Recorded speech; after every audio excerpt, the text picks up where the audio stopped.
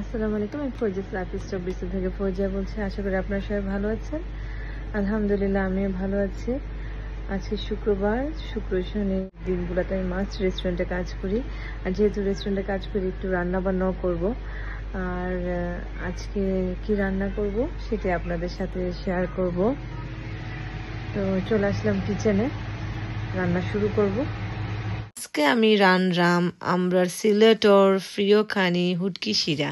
আমি সিলেটের ভাষা ঠিকভাবে বলতে পেরেছি কিনা, ভুল হলে ক্ষমা সুন্দর দৃষ্টিতে দেখবেন। আর এটা এখন আমাদের সবারই প্রিয় শুটকি শিরা।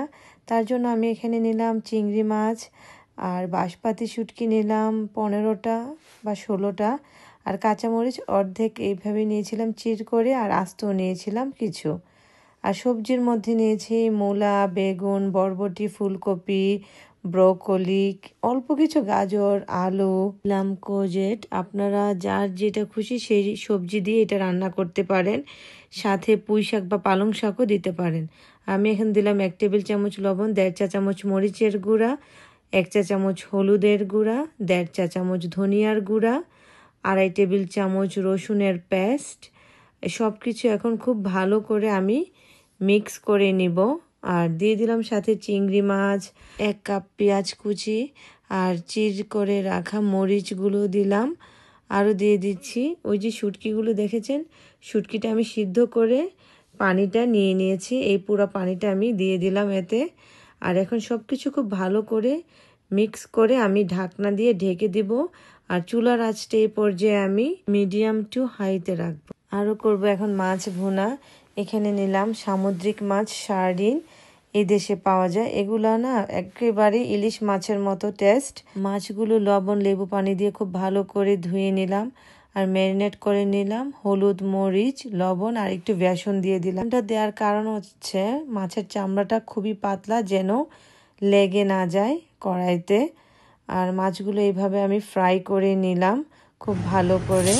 এখন এই সেম ফ্রাই প্যানে আমি দিয়ে দিলাম বেশি করে রসুন কুচি, 2 কাপ পেঁয়াজ কুচি। যেহেতু ভুনা মাছ তাই পেঁয়াজের পরিমাণটা বেশি, দিয়ে দিলাম 1 চা চামচ লবণ।